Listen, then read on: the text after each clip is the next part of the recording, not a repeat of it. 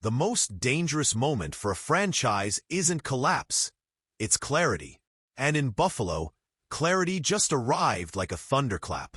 Because when Brandon Beane said the word aggressive, he wasn't talking about a rebuild. He wasn't talking about patience. He was talking about urgency. And when urgency meets expectation, there is nowhere left to hide. Less than 24 hours after a gut-wrenching 33-30 overtime loss to Denver, the Buffalo Bills detonated the one constant they'd held on to for years. Sean McDermott was gone. No long goodbye. No gradual transition. No safety net. And just days later, the organization made another move that quietly told you everything you needed to know about what comes next. Joe Brady was elevated, not as a temporary fix, not as a placeholder, but as the head coach of a team that believes its championship window is still wide open. That decision changed everything, not just for the Bills, but for Josh Allen. Because this time, continuity is no longer comfort. It's accountability. Stephen A. Smith said it bluntly, and for once, the hot take matched reality. Joe Brady isn't new. Josh Allen isn't adjusting. The system isn't changing. The chemistry is already baked in. And when the excuses are removed, all that remains is the truth. You either win, or the questions get louder. Think about what Buffalo avoided by keeping Brady. No fourth offensive system in 9 seasons. No reboot. No learning curve. No transitional year. Instead, they doubled down on what worked. Under Brady, Allen posted a 102 passer rating, threw for 3,668 yards, accounted for 35 total touchdowns, and cut down the reckless mistakes that once defined his critics' arguments. More importantly, the Bills became something they'd never truly been before. Balanced. They didn't just pass to survive. They ran to dominate. First in rushing attempts. First in rushing yards. First in rushing touchdowns. That wasn't accidental. That was design. And Josh Allen signed off on it, because for the first time in years, Buffalo didn't feel like a one-man rescue mission. It felt like a team. But belief doesn't win Super Bowls. Execution does. And belief without results turns into pressure faster than any fan base wants to admit. This is where the story gets uncomfortable. Because 2025 wasn't supposed to end like this. Josh Allen was the MVP. The Chiefs, Ravens, and Bengals never even made the postseason. The AFC path cleared itself. No dynasty roadblock. No heavyweight gauntlet. No excuses.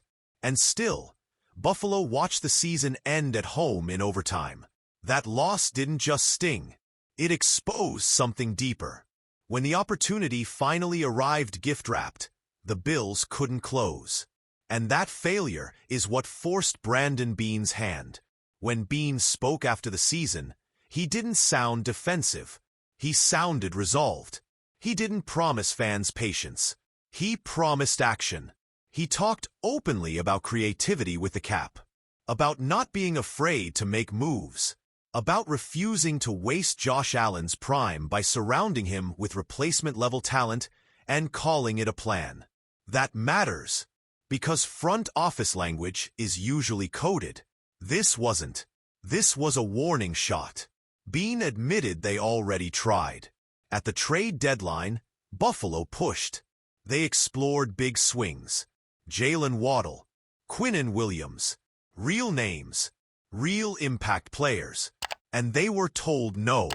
Division politics blocked the door. The AFC East tax inflated the price, and Buffalo walked away empty-handed. But walking away doesn't mean standing still. Now the roster reality is unavoidable. Gabriel Davis and Brandon Cooks are heading toward free agency. Curtis Samuel could be a cap casualty. Cutting him saves millions, but it also leaves another hole.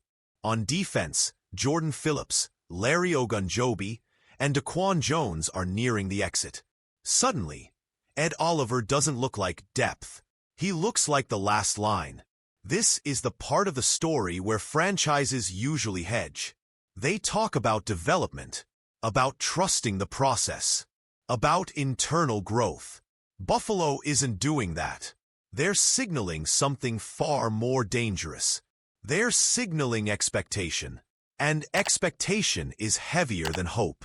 Joe Brady didn't inherit a rebuild. He inherited a mandate. He's calling plays for an MVP quarterback in his prime, behind an offense that already proved it can dominate in multiple ways. If the offense stalls now, it's not because of unfamiliarity. It's because of limits. And limits are harder to hide. Josh Allen knows this. That quote about believing in the direction of the organization wasn't hollow. It was a recognition that the safety nets are gone. The front office is ready to spend. The scheme is familiar.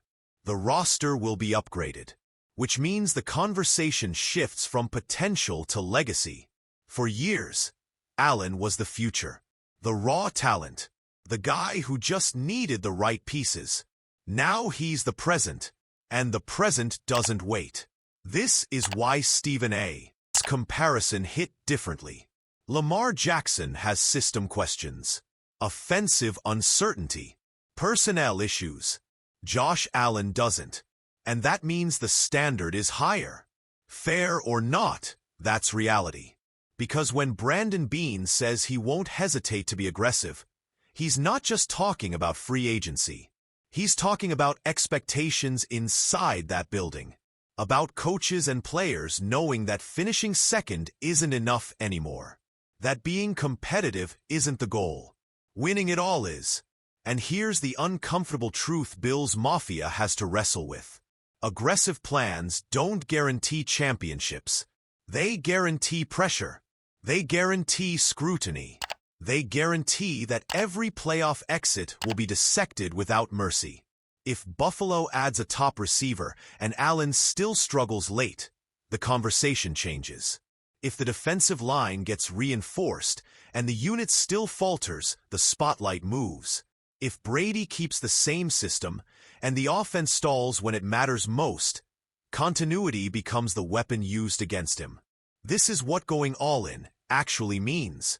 It means no one gets to hide behind transition years. It means no one gets to blame the coordinator. It means no one gets to say the roster wasn't ready. Because the front office is making it clear they're ready. And this is why the McDermott firing mattered so much. It wasn't just about one loss. It was about timing, about refusing to waste another year waiting for a breakthrough that may never come. Buffalo is betting that stability on offense paired with aggression in roster building is the final formula. They're betting that Josh Allen's prime deserves urgency. They're betting that comfort breeds complacency and pressure breeds greatness. But bets cut both ways.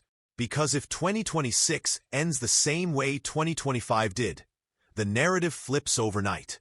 Aggression becomes desperation. Continuity becomes stagnation.